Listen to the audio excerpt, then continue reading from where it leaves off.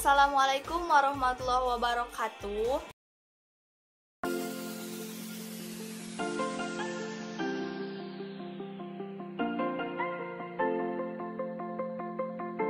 Di video kali ini gue bakal nyeritain kejadian kronologis Isabella Guzman yang lagi viral banget.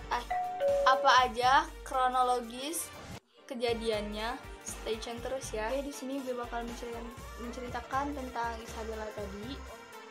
Kronologisnya adalah Isabella, wanita kelahiran 1995 di Colorado, Amerika Serikat, anak dari Yuni Guzman dan Robert Guzman. Mereka menikah. Awalnya sih pernikahan mereka romantis-romantis aja gitu ya, biasa-biasa aja. Tetapi pada saat mereka mengandung, Isabella Guzman, pertengkaran kecil ya, emang biasa sih dalam rumah tangga, suka ada pertengkaran ya kan, emang itu ujian dalam rumah tangga sih. Tetapi pas waktu Isabella Guzman dilahirkan, nah disitulah pertengkaran tersebut mulai agak membesar. Dan setelah Isabella remaja, ya mungkin kita berpikir pertengkaran itu cuma sekedar pertengkaran, tetapi pertengkaran itu semakin berlangsung dan terus-terusan membesar. Gak lama kemudian, ya Isabella pun yang seharusnya anak berusia dini, ceria ya kan, main bareng, tertawa bareng sama keluarga, ngobrol bareng, itu sama sekali enggak dia rasakan. Dia tuh kayak ngerasa tertekan banget. Ya Allah, ibu sama papa aku yang seharusnya harmonis gitu ya, dia tuh malah mendengar kayak semakin hari semakin banyak banget masalah yang dia alami. Dia tuh kayak nggak mau keluar rumah, dia tuh kayak ngurung banget di kamar, kayak sepi, sunyi, gak ada siapa-siapa. Karena kalau keluar dia tuh kayak, aku nggak mau ngedenger lagi pertengkaran mama sama papa gitu. Gak selang setelah Isabella ini udah besar, nah disitulah hal yang tidak diinginkan oleh seorang anak terjadi. Isabella mendengar kata perceraian yang dilontarkan oleh ibunya sendiri. Nah, setelah ayah dan ibunya itu bercerai, pikiran dan hati Isabella itu nggak karuan banget. Ya dimana ya kan seorang anak yang mau ayah dan ibunya itu bercerai, pasti anak-anak di dunia ini nggak pengen semua itu terjadi. Nah, selama beberapa waktu, akhirnya ibu Isabella pun menemukan seorang pria yang bernama Yoon Mi Hoi. Mereka menjalin hubungan selama beberapa waktu ya, beberapa bulan mereka menjalin hubungan, dan sikap Isabella terhadap ayah tirinya juga biasa-biasa aja gitu, kayak oh iya pak, baik banget gitu. Nah setelah itu gak lama kemudian akhirnya mereka diikat oleh sebuah pernikahan. Sikap Isabella pun gak fine-fine aja kayak ke ayah kandungnya sendiri, tapi ya kan dia tuh nggak bisa menggantikan ayah kandungnya. Ya sebaik-baik apapun ayah tiri kita, dia nggak akan pernah bisa menggantikan seorang kasih sayang ayah kandung. Nah, di situ Isabella pun mulai remaja, mulai berpikir. Nah, di umurnya yang menginjak 18 tahun, dia itu mulai agak keganggu pikirannya, karena kan waktu masih kecilnya ia sering mendengar pertengkaran, kecekcokan. Jadi amarahnya itu kayak selalu muncul, amarah negatifnya itu kayak selalu ada di pikirannya, sampai-sampai dia mengeluarkannya kepada ibunya sendiri. Dia itu kayak ngebangkang ibunya, itu suka marah-marah ke ibunya kayak gitu. Dan terkadang dia tuh kayak disuruh sama ibunya aja dia nggak mau, dia tuh kayak apaan sih, gue nggak mau, kayak gitu-gitu ya kan. Nah udah kayak gitu, dan ibunya juga nggak nerima dong. Meskipun dia seorang anak, ya ibunya juga pengen dihargain, karena kan seorang ibu juga kan bagaimanapun sejelek-jeleknya dia, sekasar-kasarnya dia sama kita, dalam hatinya dia pasti juga menyayangi kita. Beranjak setelah itu, pertengkaran pun mulai terjadi antara seorang ibu dan seorang anak. Terus banget, bener-bener kayak udah besar banget, udah gede banget. Nah, nggak lama setelah itu Isabella pun ngechat ke ibunya. Kadang-kadang mereka suka berantem, suka bertemu gitu di suatu tempat, dan mereka juga suka sering ngobrol di tempat itu, kayak mencurahkan apa yang ada di pikirannya. Pemberontakan Isabella kepada seorang ibunya yang gak pengen kita dengar dari seorang anak kepada ibunya terjadi, yaitu seperti kekerasan fisik yang dilakukan kepada ibunya. Oh, bener sih, ini udah durhaka banget sih.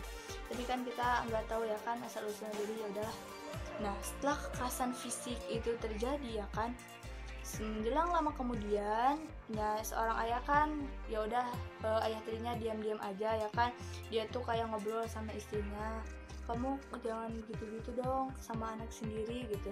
Tapi istrinya itu kayak nggak boleh, dia nggak boleh kayak gitu, dia wanita, dia harus kita didik. Masa wanita bersikap kasar kayak gitu, apalagi ini kepada seorang ibu. Semakin hari, semakin kekerasan fisik itu menjadi-jadi. Ketika ia berbicara dengan ibunya, ia selalu menendang, nonjok, apalah itu kekerasan.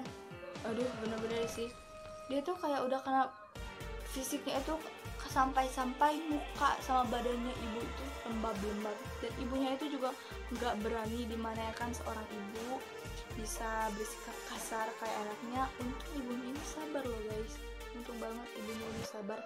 Udah diberlakukan kali apapun dia masih mau mengalah. Sampailah pada suatu hari Isabella membunuh ibu kandungnya sendiri.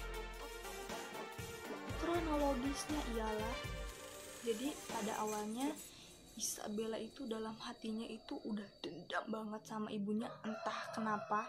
Udah kayak dia itu marahnya itu udah ada di ujung tanduk banget karena sering marah ya kan. Coba deh kalian rasain kalau kita marah ya kan sama seseorang atau sama sahabat kita, pasti rasanya itu pengen mukul, dendam banget, udah ngenak banget. Nah, setelah itu Isabella udah kayak bener-bener tegang banget, dan dia memberikan pesan kepada orang tuanya yang yaitu berisi katanya, kamu akan menerima balasan yang setimpal. Dan setelah itu pesan yang kedua, temui aku di suatu tempat. Nah, ibu Isabella itu kayak baca pesan itu, loh ada apa gitu, dia tuh kayak bakal ada apa ya, Isabella bakalan ngelakuin apa sama gue gitu. Ibu Isabella itu berpikirnya kayak gitu.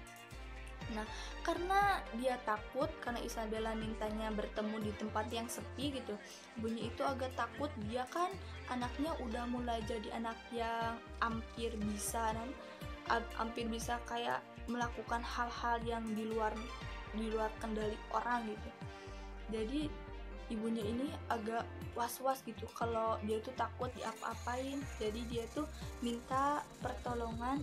Ibunya itu mencoba untuk menelepon polisi agar dia itu merasa terjaga dan untuk mengawasi, siapa tahu Isabella bisa berbuat nekat lagi sama dia. Enggak lama kemudian, pada pukul 9 mereka bertemu dan berbincang-bincang, ya kan, biasa berbicara. Nah, setelah itu polisi mulai mengawasinya dan dia bilang kayak gini, oke, ini gak bakal ada apa-apa aja gitu. Dan dirasa ibunya juga oke, ini gak bakal terjadi apa-apa. Polisinya itu pulanglah gitu ya kan, ke kantor polisi. Mereka pulang dan emang baik-baik aja, gak terjadi apa-apa gitu. Isabella pun pulang, ibunya pulang, dan gak lama kemudian ayah Isabella ini menemui Isabella dan dia bilang kepada Isabella, dia berbicara, dan isi pembicaraan itu kayak dia tuh, ayah Isabella itu menasehati anaknya agar nggak berbuat tidak senonoh lagi kepada ibunya. Dia tuh kayak bilang, Nak, kamu tuh nggak boleh kayak gitu sama ibu. Baik buruknya wanita itu, dia adalah ibu kandung kamu sendiri. Dia yang melahirkan kamu, dia yang menjaga kamu, merawat kamu dari kecil gitu hingga saat ini. Masa kamu berbuat seperti itu gitu kan? Nggak ada balas budinya banget sebagai seorang anak. Seharusnya sebagai seorang anak kamu tuh harus penurut, penyayang, menjaga dia gitu. Nah, selang seperti itu, dan disinilah terjadi Ibu Isabella pulang kerja jam 21.35 kalau nggak salah. Dia pulang dan dia tuh kayak terbirit-birit banget. Dia tuh masuk ke kamar mandi karena kan udah malam, nggak baik ya kan mandi malam-malam. Dia tuh mandi, masuk ke kamar mandi, dan selang waktu itu, dan suaminya juga belum tidur, itu kayak baca-baca koran di kursi, nonton TV gitu. Dan tiba-tiba pada pukul 22.30 ibunya itu masih di kamar mandi. Isabella itu terbirit-birit banget, benar-benar kayak udah kayak amarah. Dia tuh masukin tisunya di bajunya dan tiba-tiba dia tuh masuk ke kamar mandi dan kunci kamar mandinya dari dalam. Nah, tiba-tiba ibu Isabella pun kaget gitu. Ini ada apa? Dan bener muka Isabella itu udah bener-bener kayak preman banget, orang yang bener-bener balas dendamnya banget, udah punya dendam. Pokoknya amarah itu di situ itu bener-bener kayak udah. Dan ibu Isabella tuh udah gak bisa bicara apa-apa lagi, dan di sana Isabella mentikam ibunya dan akhirnya dia menusuk bagian mukanya dan dia membunuh ibunya di kamar mandi.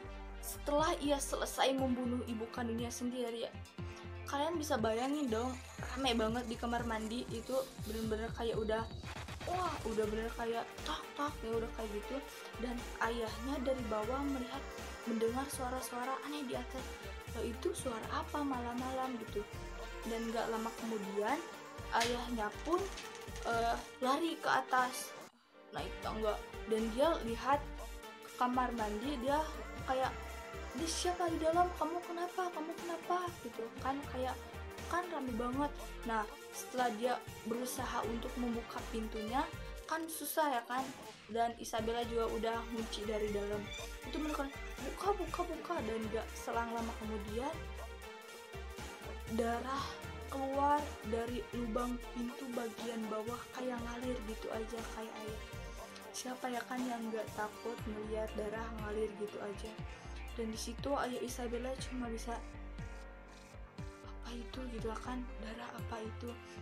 Tidak lama kemudian akhirnya Isabella keluar kamar mandi itu dengan muka dingin, kayak gak bersalah, kayak gak ada salah apapun. Dan dia itu kayak ngelihat ke ayah, natap ke ayahnya, dan dia tuh kayak bener-bener pegang pisau dan menodong gini ke ayahnya. Dan ayahnya otomatis itu gak bisa bicara apa-apa, dan dia tuh takut banget gitu. Dan jelang lama setelah dia dorong pisau ke ayahnya, dia itu langsung pergi gitu aja kayak gak dosa apa-apa. Dia itu benar-benar lari. Dan di situ tiba-tiba ayahnya membuka kamar mandi itu dan melihat istrinya.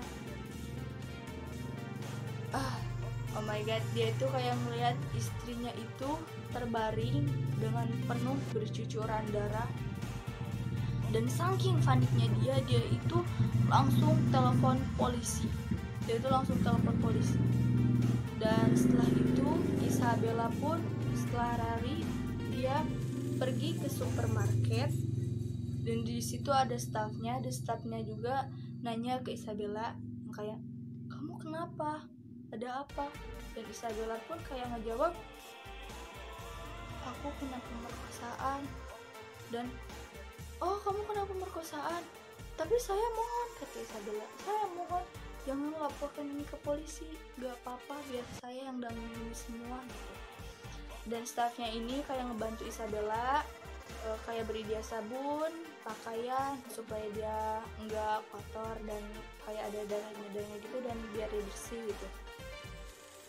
16 jam berlalu.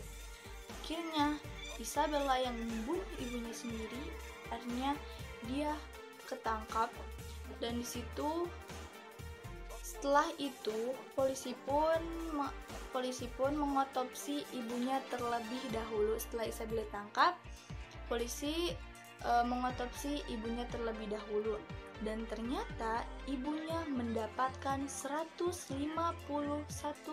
tusukan di bagian wajah dan lehernya yang menyebabkan ibunya meninggal. Nah, setelah itu akhirnya Isabella Isabella dibawa ke pengadilan untuk ditanyakan bagaimana dia bisa membunuh ibunya.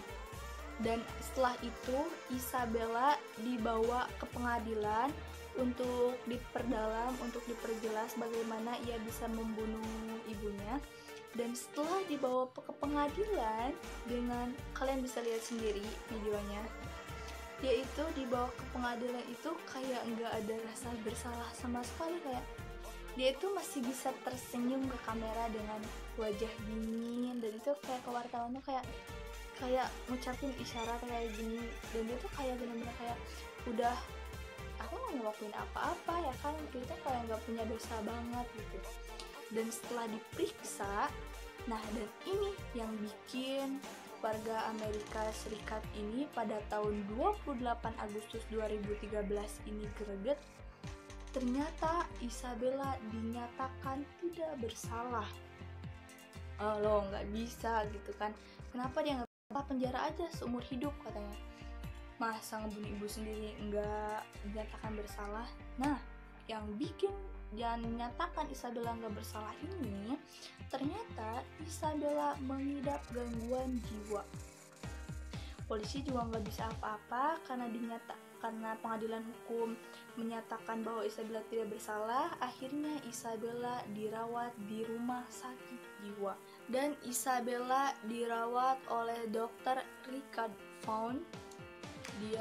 Dan kata Dr. Richard Vaughn, dia diagnosa mengidap penyakit gangguan, dan Dr. Richard Vaughn menyatakan bahwa Isabella mengidap gangguan jiwa yang bernama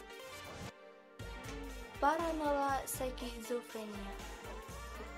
Nah, setelah itu Isabella dites oleh Danjastra Distrik Yudisial ke-18 George Brocher menyatakan bahwa Isabella sudah ada bintik-bintik ya mengidap penyakit gangguan ini sejak umurnya masih 3 tahun. Setelah itu Isabella pun berbicara dengan sendirinya. Ia sering datang ke kamar yang sepi, sunyi. Ya, dia lebih senang tempat yang sepi, sunyi gitu. Dan di sana dia sering tertawa sendiri, kan? Kadang sedih, kadang bahagia. Nah, setelah itu Isabella pun berbicara gitu. Saya bukan Yumi Guzman, ibu saya bukan dia, melainkan ibu saya adalah Sisila, bukan Yumi Guzman. Dan di situ pihak distrik itu kayak, loh, kok kan ibu kandungnya itu Yumi Guzman gitu, bukan Sisila. Dan ternyata benar, Isabella itu ada kayak udah berteman, kayak udah ada yang nemenin gitu, dan yang nemenin juga bilang katanya saya ibu kamu, dia bukan ibu kamu, ini ibu kamu aja gitu. Gak tau dah sebenarnya gitu. Dan itu aja cerita yang bisa gue sampaikan tentang Isabella Guzman ini, yang pasti di luar sana banyak banget yang bertanya-tanya tentang kenapa sih dia bisa membunuh ibu kandungnya sendiri gitu. Mungkin itu yang bisa gue jelaskan. Jika ada kesalahan, gue benar-benar mohon maaf banget. Mungkin segitu aja. See you. Bye.